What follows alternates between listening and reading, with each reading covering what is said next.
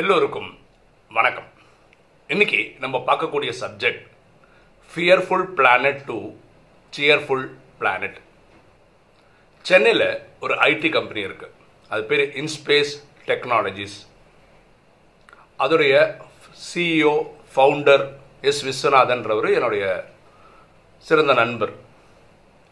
அவர் என்ன பண்ணுறாருன்னா, வாட்ஸ்அப்பில் தாட்ஸ் ஃப்ளோ அப்படின்னு அவர் மனசில் வரக்கூடிய எண்ணங்களை அவருக்கு எப்போ தோணுதோ வாரத்துக்கு ஒரு வாட்டி 10 நாளுக்கு ஒரு வாட்டின்ற பேரில் வாட்ஸ்அப்பில் அனுப்புகிறாரு. நிறைய வாட்டி அனுப்பிச்சிருக்கிறாரு.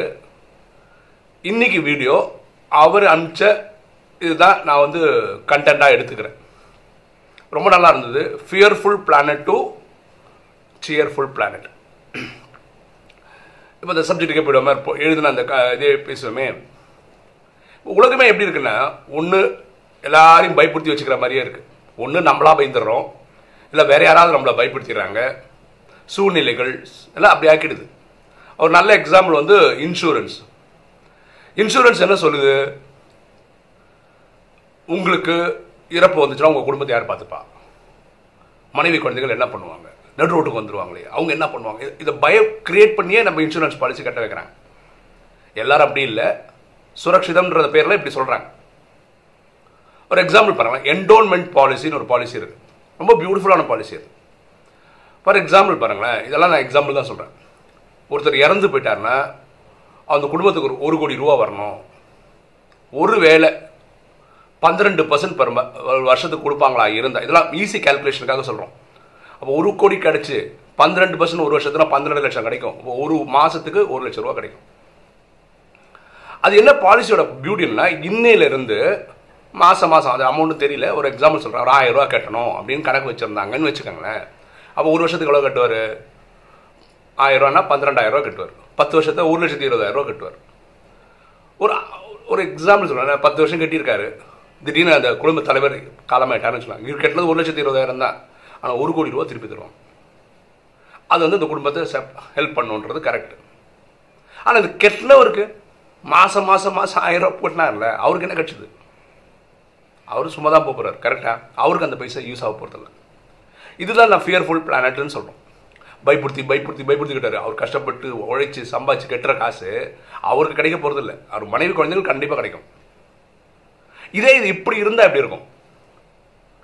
ஒரு 75 வயசு மேலே இவரே கட்டிட்டு வராருன்னு வச்சுக்கோங்க. அந்த என்டோன்மெண்ட் பாலிசியே 75 வயசு மேலே இவருக்கே அவரே அதை அனுபவிக்கிற மாதிரி ஒரு கிரியேட் பண்ணி வச்சா எவ்வளோ நல்லாயிருக்கும். இது அந்த இன்சூரன்ஸ் கம்பெனிக்காரங்க தான் எக்ஸ்பர்ட்ஸ் தான் அதை ஒர்க் அவுட் பண்ணணும். ஆனால் இருந்தால் எவ்வளோ நல்லாயிருக்கும். ஒரு சேர்ஃபுல் பிளானட்டாக இருக்கும்ல. மேபி அவர் 20 வயசுக்கு வேலைக்கு போகிறாரு, அன்னையிலேருந்து ஒரு என்டோன்மெண்ட் பாலிசி கட்டுறாரு. 75 வயசு ஆகுது. எத்தனை வருஷம் கட்டியிருப்பார்? அதுக்காகவாது அந்த இன்சூரன்ஸ் கம்பெனி அவருக்கு கொடுக்கலாம்ல ஒரு அமௌண்ட்டு. அவர் காலம் அதுக்கப்புறம் ஃபேமிலி கொடு. இது மாதிரி வேறு ஏதாவது பாலிசி இருக்கலாம், எல்லாருன்னு சொல்ல முடியாது. இப்படி இருந்தால் எவ்வளோ நல்லா இருக்கும்னு தான் நம்ம யோசிக்கிறோம். அடுத்தது நம்ம பண்ணுறோம், 2 வீலர் 4 வீலர் பாலிசி கட்டுறோம். அது என்ன சொல்கிறாங்க, 2 வீலரில் போகும்போது ஆக்சிடென்ட் என்ன பண்ணுவீங்க, 4 வீலர் போனால் அது 2 விஷயம் இருக்குது. ஒன்று வண்டிக்கு டேமேஜ் ஆகும், இல்லை வண்டியில் போகிற அவங்களுக்கும் டேமேஜ் ஆகும். இந்த பாலிசி நல்லது தான். ஆனால் இது எப்படி இருந்தால் நல்லா இருக்கும்னா பாருங்களேன், எனக்கு இப்போ 47 வயசு ஆகுது. எனக்கு தெரிஞ்சு ஒரு 25 வயசுலேருந்து நான் 2 வீலர் 4 வீலர்லாம் ஓட்டிகிட்டு இருக்கேன். இது வரைக்கும் நான் கட்டின எந்த ஒரு இன்சூரன்ஸ் நான் கிளைம் பண்ணதே கிடையாது. 2 வீலருக்கோ சரி 4 வீலருக்கோ பண்ணதே கிடையாது. ஆனால் எல்லா வருஷமும் நம்ம கட்டுறோம். அப்போ கட்டிகிட்டே இருக்கோன்னு வச்சுக்கோங்களேன். ஒரு எக்ஸாம்பிள் சொல்கிறேன், ஒருத்தர் 10 வருஷமாக கட்டுறாருன்னு வச்சுக்கோங்களேன், இன்சூரன்ஸ் 2 வீலரோ 4 வீலரோ, அது கிளைமே பண்ணலைன்னு வச்சுக்கோங்களேன். ஒரு 11வது வருஷம் அவர் கட்டவே வேண்டாம் அப்படின்னு ஒரு ஸ்கீம் கொண்டு வந்து எவ்வளோ நல்லாயிருக்கும் இல்லை? ஏன்னா அவர் கரெக்டாக கட்டியிருக்கிறார்ல. அதே மாதிரி மெடிக்ளைம்ன்றது நமக்கே உடம்பு சரியில்லாமல் டாக்டர்கிட்ட போகிறோம்னு வச்சுக்கலாம். 1 லட்சம் 2 லட்ச ரூபா செலவு வரும்போது மெடிக்ளைம் நமக்கு யூஸ் ஆகும். அதே மாதிரி நான் மெடிக்ளைம் கூட நான் எவ்வளோ கட்டியிருக்கேன், நான் ஒரு வாட்டி கூட நான் யூஸ் பண்ணதே கிடையாது. அது கூட 5 வருஷம் ஒருத்தர் மெடிக்ளைம் தொடர்ச்சியாக கட்டுறாரு. அப்படி பண்ணுறவங்க 6வது வருஷம் நீங்கள் கட்டவே தேவையில்ல, நான் உங்களுக்கு மெடிக்ளைம் தருவேன் அப்படின்னு ஒரு கம்பெனி அவ்வளோ நல்லாயிருக்கும். இது மாதிரி பெனிஃபிட்ஸ்லாம் தராங்க. ஆனால் வேறு மாதிரி தராங்க. சுத்தமாக தர்றது இல்லைன்னு இல்லை, தராங்க. 5% கம்மியாக கட்டுங்க, 10% கம்மியாக கட்டுங்க, இந்த ரேஷியோவில் வராங்க. மேபி அவங்களும் யோசிக்கிறாங்க, பண்ணிட்டு தான் இருக்காங்க. ஆனால் ஃபுல் ஃப்ளெட்ஜாக வந்திருந்து எனக்கு தெரியாமல் இருக்கிறதுக்கும் வாய்ப்புகள் இருக்குது. அடுத்தது பாருங்களேன், இந்த கவர்மெண்ட் 2 கட்சிகள் இருப்பாங்க. இந்த கட்சி என்ன சொல்லுவாங்க, அந்த கட்சி வந்தால் நாடு சின்ன பின்னம் ஆகிடுவாங்க, காலி பண்ணிடுவாங்க, கவர்மெண்ட்டே எல்லாமே பண்ணிடுவாங்க, நாடு குட்டிச்சவர் ஆகிடுவாங்க. இவங்களும் அதே தான் சொல்கிறாங்க. இப்படி போட்டி போடுறதுக்கு பதிலாக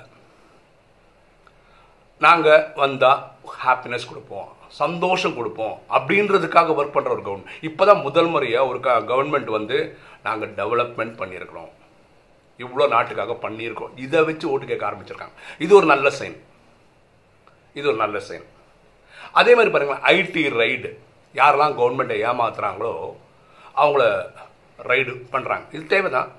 ஆனால் ஹானஸ்ட்டாக டேக்ஸ் பே பண்ணுறாங்களே, ஒழுங்காக சம்பாதிக்கிறாங்க, ஒழுங்காக கவர்மெண்ட்டுக்கு பே பண்ணுறாங்கல்ல, இவங்களுக்கு என்ன கிடைக்குது? இந்த வாட்டி தான் முதல் முறையாக இந்தியா இண்டிபெண்டன்ஸ் வாங்கினதுலேருந்து இது வரைக்கும் எனக்கு தெரிஞ்சு ஒரு பட்ஜெட்டில் ஒரு ஃபினான்ஸ் மினிஸ்டர் வந்து டேக்ஸ் கட்டுறவங்களுக்கு தேங்க்ஸ் சொன்னது தான் ஃபஸ்ட்டு டைம். அப்போது ஒழுங்காக டேக்ஸ் கட்டிட்டு இருக்காங்கன்னு வச்சுக்கோங்களேன், அவங்களுக்கு ஏதாவது ஒரு பெனிஃபிட். அதுவும் இப்போ சில கவர்மெண்ட் பண்ணுறாங்க, அங்கங்கே கொஞ்சம் அளவுக்கு பண்ணுறாங்க. அது கரெக்டாக எல்லாருக்கும் தெரிகிற மாதிரி, நீங்கள் 5 வருஷம் டேக்ஸ்க்கு ஒழுங்காக கட்டியிருக்கீங்க, ஒரு இது பண்ணிங்கன்னா உங்களுக்கு ஒரு இது தனியாக தரோம், அந்த டேக்ஸ் ஒழுங்காக கட்டுறவனுக்கு லோன்ஸ் கிடைக்குது, அதெல்லாம் கரெக்டு தான். ஸோ என்ன சொல்ல வரோன்னா, நம்ம வந்து சமுதாயத்தை பயப்படுத்தி வைக்கிறதுக்கு ஒரு கூட்டம் அப்படின்றதுக்கு பதிலாக அது வந்து சேர்ஃபுல்லாக, சந்தோஷமாக, ஹாப்பினஸாக கொண்டு வர்ற மாதிரி நம்ம பங்களிப்பு இருந்தால் நல்லாயிருக்கும். அது நம்ம ஒவ்வொருத்தரும் எப்படி, நம்ம இன்ஸ்பேஸ் முதலாளி இருக்கார் இல்லையா, எஸ் விஸ்வநாதன், அவர் எப்படி நல்ல நல்ல விஷயங்களை வாட்ஸ்அப்பில் போட்டு அனுப்புகிறார், நிறைய பேருக்கு அனுப்புகிறார். ரொம்ப பியூட்டிஃபுல்லாக இருக்கும் அவர் தாட்டெல்லாம். அது இன்றைக்கி வீடியோ போடணும்னு தோன்ற அளவுக்கு நல்லா இருந்ததுனால தான் இன்றைக்கி நம்ம வீடியோவும் போடுறோம். ஃபார் எக்ஸாம்பிள் நேற்று ஒரு வீடியோ போட்டிருந்தோம், அதாவது கேரியர் பிரேக் இருக்கிறவங்களுக்கு வேலை வாங்கி தர்றதுக்காக ஒரு ஐடி கம்பெனி பற்றி பேசியிருந்தோம், ஒரு கன்சல்டன்ட் கம்பெனி பற்றி பேசிகிட்டு இருந்தோம். பொதுவாக எல்லாரும் என்ன பண்ணுறாங்க, எல்லா கன்சல்டன்சி கம்பெனி அப்படின்னா நீங்கள் ஒரு வேலையில் இருக்கீங்களா, வேறு வேலைக்கு ஜம்ப் பண்ணுறீங்களா, அவங்க வாங்கி கொடுக்குறேன்னு சொல்லி பண்ணுறது நிறைய கம்பெனி இருக்குது.